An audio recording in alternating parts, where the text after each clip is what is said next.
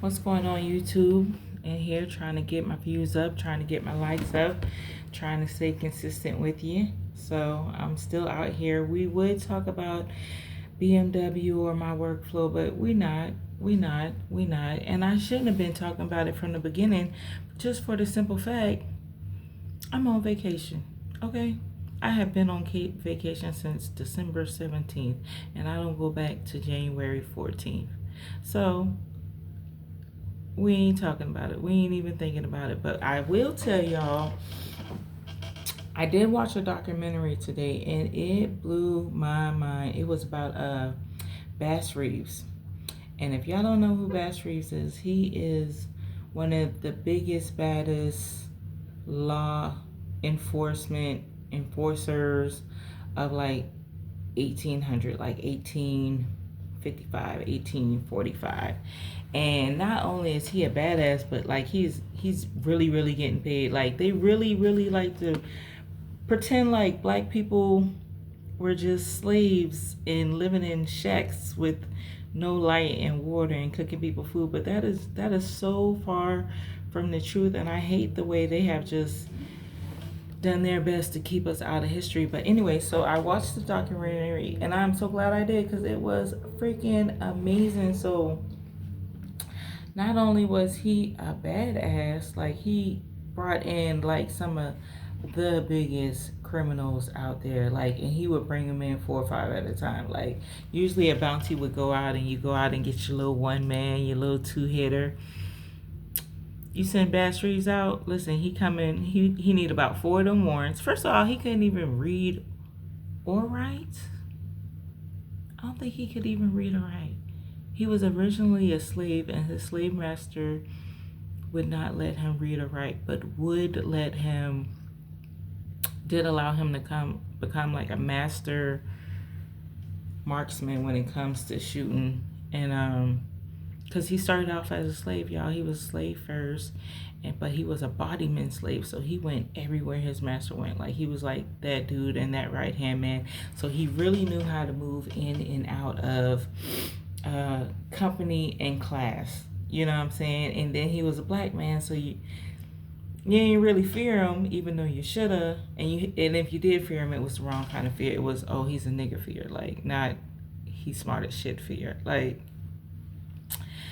biggest downfall of the entire world when you just underestimate somebody. So one night he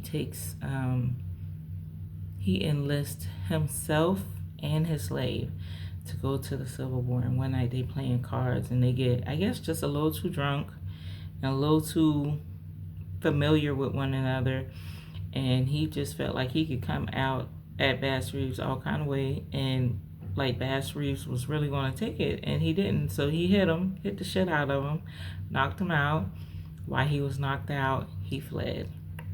He fled into Indian territory, and I think from there he entered like 2 or 3 different Indian territories. And he was so freaking brilliant. Like he learned the language, he learned the mannerisms, he learned the culture. I think for a minute he was close to being a chief in one of these Indian reservations, you know. And side note, I didn't know Indians had slaves. So when they were doing the Trail of Tears, where they were telling you, hey, I know you've lived here your entire life, but we're here now, and this land belongs to us, and we're just going to send you to land we've designated for you. What kind of bullshit is that? Like, the arrogance of a white person. I'm here now. This is my land. Get the fuck out of here. You cannot do that. You cannot do that. So, anyway, when the Indians were moving and they were doing the Trail of Tears and they were moving their families, they were also moving their slaves. I did not know they had slaves. So anyway, so Bass Reeves becomes almost like a chief in that environment somewhere, somehow. Okay. So then he gets out of that and he finesses his way. I think it happened with bounty hunting, but y'all, I am not a pro. I am not a historian. I don't know verbatim. I just watched the documentary and thought it was amazing. You understand me? That's all I know. And I'll probably link it in this video in case somebody want to check it out, you know. So he's out here bounty hunting, and then from bounty hunting he becomes like, I don't know, like maybe a sheriff. Yeah. And so another side note, a lot of people don't understand that before 18, right after that time in between the Civil War, I'm not sure when the Civil War ended, but right when the Civil War ended until about, and I do know this, till about 1890, there was racism, but it wasn't like a thing. You understand what I'm saying? And there was slavery, and there were free slaves, and you could get lynched, this, that, and the third. But it was there wasn't the malice that was there. So in between this era is when you had amazing black communities, doctors, lawyers, insurance agents, banks, schools, dentists, you name it, and they were thriving and they were successful, and they weren't living in shit houses. They were living in nice homes. You understand what I'm saying? Like, and I could go into the same store you went into, and you could come over here. Like, a black man could go into a saloon and still get a drink. You understand what I'm saying? Like, there was a racist and there was a little bit of divide, but it wasn't like malice. It's only until 1890 when segregation came into effect and Jim Crow came into effect that it just became an aggressive nastiness. You understand what I'm saying? But before then, there was a settled line. You was black and I was white. That is the truth. But that aggressive nastiness came with Jim Crow and white people are power type movement. You understand? Because in 1890 or 1895, that's when even Bass Reeves was told that he could no longer be the sheriff because he could only be a deputy, and he can only be a deputy that brings in other colored people. Who does that? So you mean to tell me you're going to strip away what I've worked my entire life, that I've given my entire life to? I think I got two kids that died. I think I got 1 or 2 kids in prison. My wife, I just had to let her go on about her way because I wasn't being who I needed to be, because I was dedicated to being a lawman.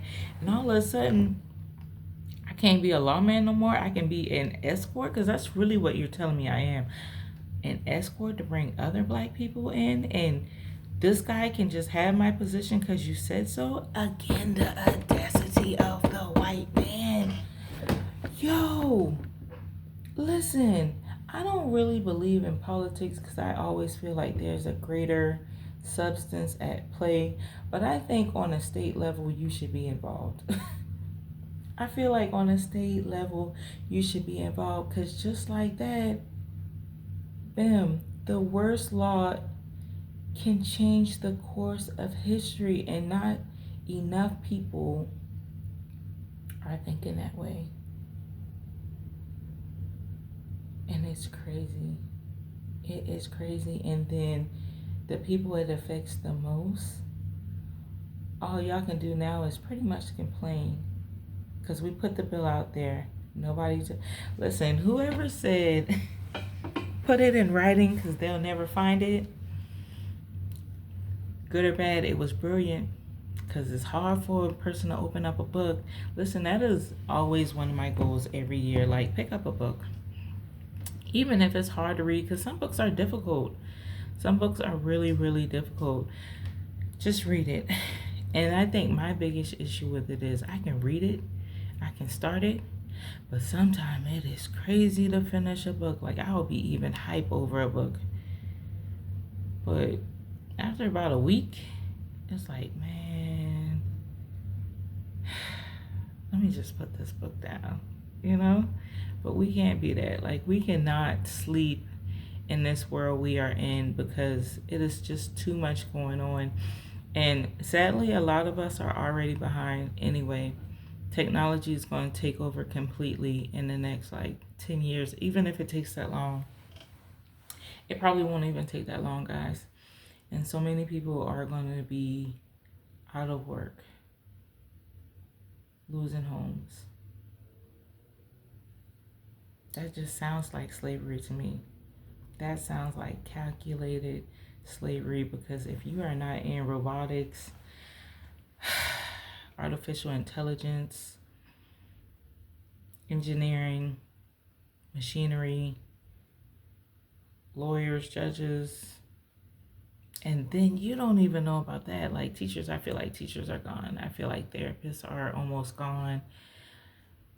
Like you really got to look at, like,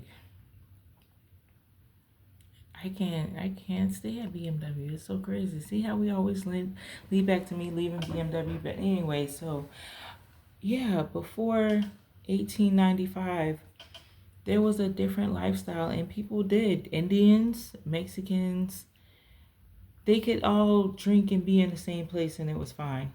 It was fine. It was fine. It's not until segregation that things got really nasty and violent and ugly, even though slavery was nasty, you know. There was a huge thriving period. Like Bass Reeves had I think, a 6 to 8 bedroom house. Are you serious? They make it seem like all of us was in the woods somewhere, and we were not. And not only that, the Indians too, successful homes. They just not ooh la la la in the middle of the woods somewhere. Successful. You understand what? Businessmen. So it's crazy. It is. I think that's the biggest thing I took away from the movie. Like, they try to make it seem like we didn't exist, and we did. Like 80% of the world's cowboys were all black men, whether they were free or enslaved. Because most of the time in the state of Texas, they were enslaved, but they were still cowboys. And you really did not have a cowboy without having 8 other. To one white man, there was like 10 cowboys, black. And then let's not even bring in the Mexicans. You understand me? Because Texas was Mexico first. Listen, the white man has always been the majority. Unfortunately, he just moved those positions better than the rest of us. And that is something we definitely have to avoid. But anyway, so if y'all get a chance, y'all look into Bass Reeves. He was so dope. He was so dope. And there was another guy. He also was a sheriff, and him and Bass Reeves was good friends. And around about the same time Frederick Douglass was doing his thing, like up north, it's like they were both making really, really big waves in the world. And you really hear about Frederick Douglass, but you don't really hear about Bass Reeves. But he was that guy, you know. So I would say let's just be vigilant out here. Let's know our history. Let's vote for when it does count. I couldn't tell you if I don't think presidential elections work. I think they work for someone else, and that's a big old show. But on a smaller note, I feel like we can make a little bit of a ripple. And if we ain't making ripples, then we need to be positioning ourselves so that the ripples don't affect us. Yep. Because me, I'm getting back into school instantly. Like I said, my daughter, she was like, Mommy, you can't just put BMW on an application and feel like you're good. And that's the truth. That's the truth. And I'm glad that she was brave enough to tell me the truth, because most kids, they're too busy out here doing XYZ, or they don't even care. They don't have a care in the world, you know? So I appreciate that. What y'all got going on? I can't wait till people actually start watching my videos. Then y'all can talk to me. Y'all can let me know what's going on. How y'all feel about situations. I know I was watching this other lady on YouTube because she was pissed, y'all. Y'all hear me? She was pissed. She was pissed at the fact that she went to a school celebration, and I guess it was about middle school or elementary school. And so they were having, like, I guess their business day or their dream fair, or either way, it was kids on the stage and they were speaking their dreams. And she was so pissed because the children had no dreams and the parents were encouraging it. One girl, she said that she just wanted to be a baby mama. A baby. Another guy, he wanted to be a mechanic. Hey, we do need mechanics. Another guy, he wanted to work at Burger King. Another guy wanted to be a gas station attendant. Like, wow. Like, wow. Like, wow. That is crazy to me that that is your ambition. Who's raising you? Who is raising you? Because, like, who are you watching growing up where your ambition is to be a baby mama? Like, that's the environment you would have to live in. Like, you got to be going to McDonald's on a regular basis and you got to love it. And McDonald's is made for kids and people to love it. So don't get me wrong. That definitely means the advertising is working. But who raising you?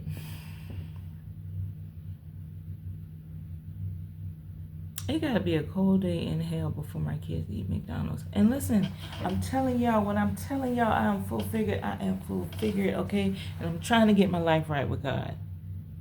But when I tell you for the last 5 years, we've been pretty much on a no meat, fruit, and vegetables lifestyle. And even before we was on no meat, fruits, and vegetables, it is clear that McDonald's is not it. We were a big fan of Chick-fil-A until I found out that 46 of the like 52 ingredients were all chemicals. And it was like, okay, well, we're gonna fall back from that. But that didn't really happen because I got a Chick-fil-A like right at the edge of my driveway, y'all. So the kids still eat a lot of Chick-fil-A.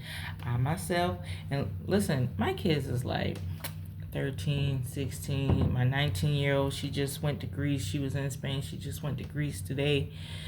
So it ain't like I could snatch them, but I also want my kids to be able to think and move for themselves. So I don't practice my mother's parenting skills. I don't practice the parenting skills of those who came before me because honestly, I just feel like it was toxic. I do feel like they did the best that they could do. And that's all you can really do. You know what I'm saying? But when you are birthed out of a struggle, you birthed out of scarcity, you birthed out of lack, you birthed out of the only answer is to be the child, do what I say, don't have a mind of your own, like something's missing there. So years ago I stepped out of being my parents' parent and just really listen. That's what opening a book will do. That's what opening a book will do. That is what turning off social media would do. Turning off TV. For years I never let a TV. Well, we had a TV, but you couldn't tell my kids that VHSs wasn't a thing. So there was no cable in my house because I didn't want influence in my house. They had enough influence on the outside because, child, who knows what happened when y'all went to y'all daddy? Who knows what happened when you went to my mama house? You hear me? I'm telling y'all, I started from the bottom. So there were some things. There were some things. You hear me? There were some things. There were some moments. There were some time. So it's not like they are shielded from what life could be if you let it, but it's a huge difference from when they go to somebody else's house versus when they're in this house. Because in this house, a lot of things ain't going on. Now it's a little more freer, like I was saying. But back then, child, please, VHS, what mama chose only to show you is what, girl, listen, every commercial on a VHS, my daughter knew that was the newest, hottest thing. It wasn't until she was like we laugh about this all the time. I think she was like in 6th grade before she knew that nobody watches VHSs. What do you mean that's not the newest version of the Little Mermaid? Like, listen, we was not doing it. All that toxic music, gunfire, this, that, and the third. Fuck her, strip clubs. Like, why do black people have to be so related to strip clubs, so related to poverty, so related to gun violence? And then y'all see this shit, and so many try to act it out. Like, being a gangster ain't never gangster. Gangsters die. I just had a kid's father die. Shot 5 times. Shot 5 times. Left for dead at 3 a.m. Now I gotta talk to these kids. They ain't never even experienced death.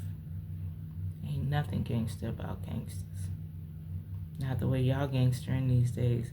But anyway, so I'm out. We had our visit. I was staying consistent. I got on here. I talked to y'all. I don't know what we're going to talk about tomorrow. We're going to talk about something. All right?